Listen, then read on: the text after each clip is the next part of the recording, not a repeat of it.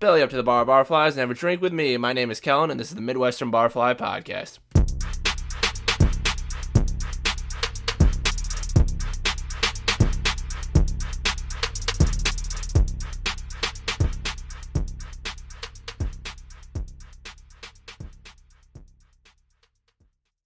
Alright, for the record, the reason this is called... I just hit my mic there, son of a bitch. The reason this is called the flu episode, because I have the flu, not because I have corona, so fuck off with that. Because I got a cold. Just normal-ass cold. Cold or my allergies are just kicking my ass because I'm almost 30, so they must be ramping up every year I get closer to death. So, this is the voice you're going to get this episode. It's going to sound like I've been chain-smoking cigarettes for the last 30 years. It's going to, at some points, my voice might crack or squeak.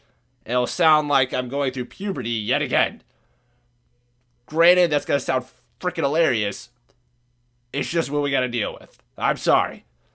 I love making these, but you know what?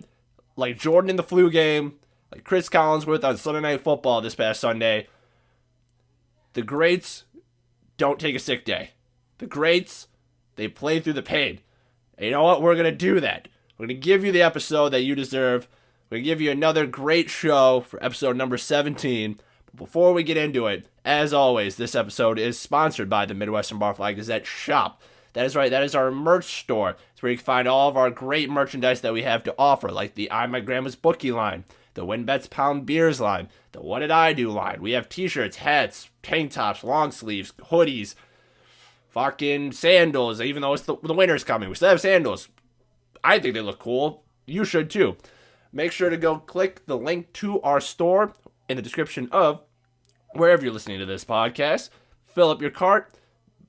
Buy. And then when you receive the merchandise, take a picture of yourself in it. Post on social media. Show us what you think. Show us how you look. We'd love to see all of the listeners in our merch. So click the link below, check that out, and now that that's out of the way, there's the first voice crack. You can even play a drinking game responsibly for how many times my voice cracks. Anyway, now that that's out of the way, let's get into today's topics. Okay, so for the first topic I want to talk about is what happened this past Monday, this past Monday, in the Broncos-Seahawks game.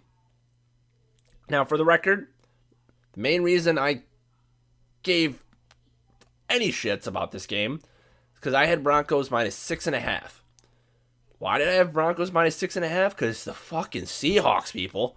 They don't have Russell Wilson. Their defense sucked last year. Denver has Russell Wilson. They have a good offense. This should have been a walk in the park. And if you look at the bets out there, I think I was looking at the bet numbers, 80-something% of the money, or the bets rather, on the spread were on the Denver side. And then 80% of, I can't remember if it was the money or money line bets were on the Denver side. Anyway, majority of bets on that game on Denver's side is my point. So I didn't think minus 6.5, I didn't think that was a big deal. Wasn't a big deal. But after watching, granted, I didn't watch the full game because I had to work. But after watching the final 2 minutes of that game, I could safely say, could be wrong, I could safely say, though, that Nathaniel Hackett, new coach of the Denver Broncos, didn't call that great of a game. Why do I think that? It's because of the stupid bullshit that he pulled at the end. And what did he do? Let me explain. So this great example of a head coach, I'm being sarcastic, I hope you hear that, had about a minute and a half, 2 minutes left in the game. Had 3 timeouts. He didn't use his first timeout until about 20 seconds left in the game.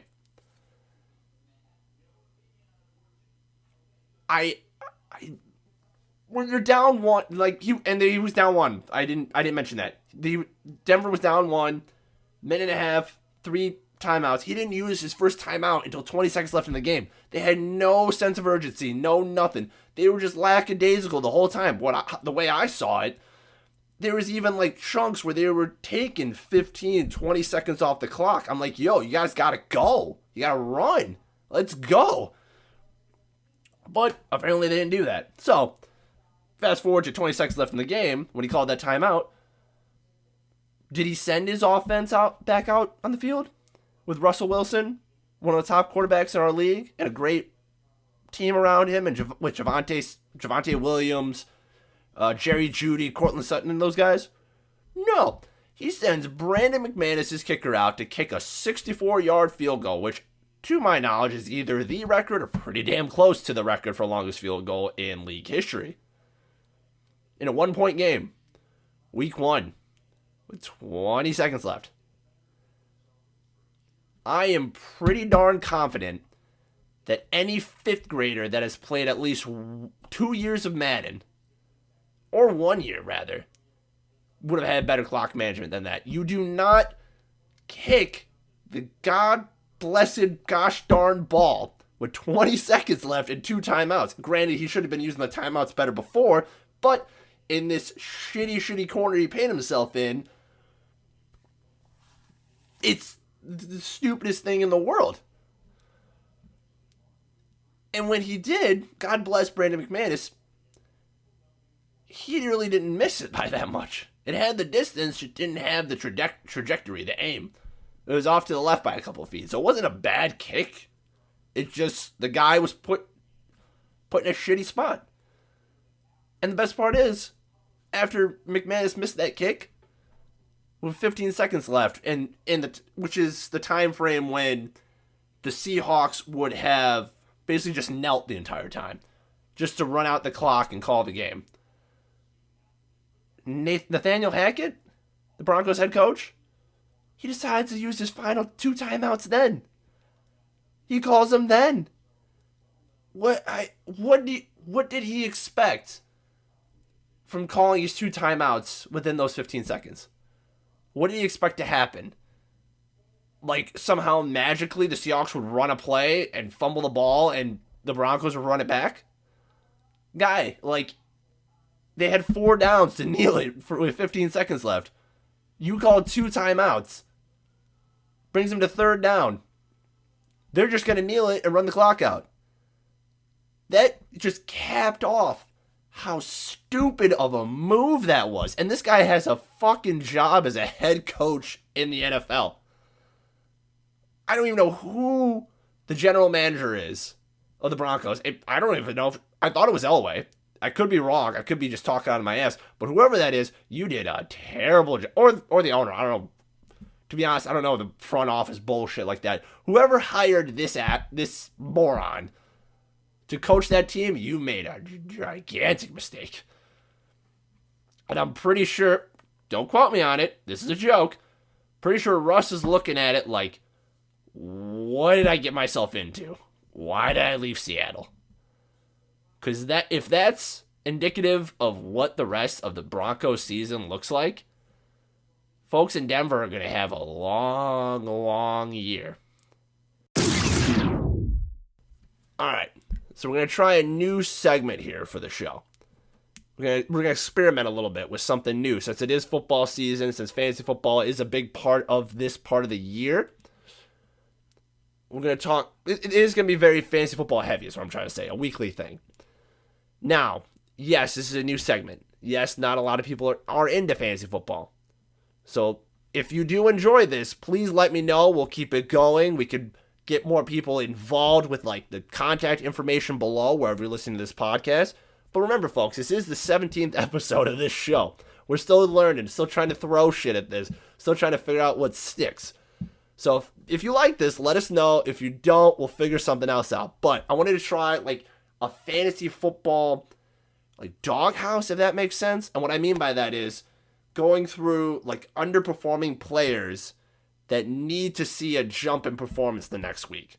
Now, obviously, like this could be seen as like overreacting, like overreactions. It's early in the season, but we're going to try this out and see how it works. So going through my fantasy football team, for example, I have 3 guys that are currently in my kind of 4, but I'll go with 3 this week. That are currently in my doghouse that need to do better next week.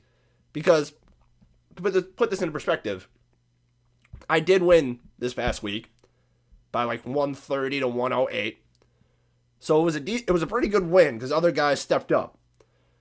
But if these kind of performances continue in closer games, we're fucked, ladies and gentlemen. We're screwed. So, going through my doghouse, I got Josh Jacobs, who scored 8.3 points last week. That cannot happen.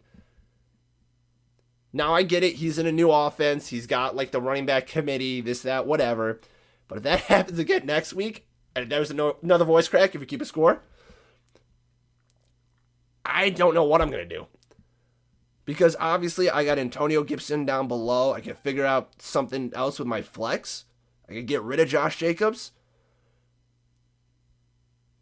But I don't want to get rid of Josh Jacobs. I feel like he has the potential of being a top guy in that offense. But the problem is the production might not be there. So hopefully he picks up next week. But 8.3 points, not going to get it done. Second guy in the doghouse, DJ Moore. Bro, you're supposed to be the top guy at Carolina. You got Baker Mayfield coming out there. And you put up 8 points against the Cleveland Browns? Guy, I get that Robbie Anderson had 5 receptions for 102 yards. But DJ, need to pick it up there, pal. Because once again, well, replacing him if I have to is not going to be easy. Is it as easy as Josh Jacobs? Because what guy on the waiver wire right now can be comparable to DJ Moore? What guy? Because we just got done picking up waivers. The guys I got aren't going to help me there, pal. So we need something big out of DJ Moore, or just put up respectable numbers until DeAndre Hopkins comes back. Because if you listen to the last episode, I have DeAndre Hopkins on my bench because he's suspended until week 6. So once the first 6 weeks come around, DJ, you can do whatever you want. Just gotta keep it respectable there, pal, so that DeAndre can come back in and I can put him in your spot if you're still playing this bad. Again, probably overreacting, but we need to figure something out here. Third and final member of the doghouse is Devontae Smith, who I believe had 4 targets in that game, caught none of them. Granted, A.J. Brown's on that team. A lot of that shit's going to go over A.J. Brown's way. It's not all Devontae's fault. But if you're going to be putting up 0 points like that after being like a top draft pick, something's got to change. Because this team cannot last with a 0 point performance, or like a single digit performance like that on a weekly basis. So granted, might have won last week, but that is my doghouse. We need to figure out something from those positions, or they just need to get better. Like I said, if you enjoyed this segment, let me know. And if you have a doghouse of your own, please leave it down in the comments below. And for God's sakes, let's hope for a W next week, folks. Let's hope. All right, so I think that's where we're going to wrap it up today. Whatever sickness I fucking have right now is just, this is ridiculous. I hate this. So I hope whatever I got is gone by next week. Hope this is the final flu show or flu game that we have here. I hope you all enjoyed this show. Hoping it was a fun time. Hope you didn't get as annoyed as I was at my crackly voice, the crackly voice that I have. I hope you have a great rest of your week. I'm gonna go take a nap and hopefully get rid of this shit. Take care. Love y'alls. Goodbye.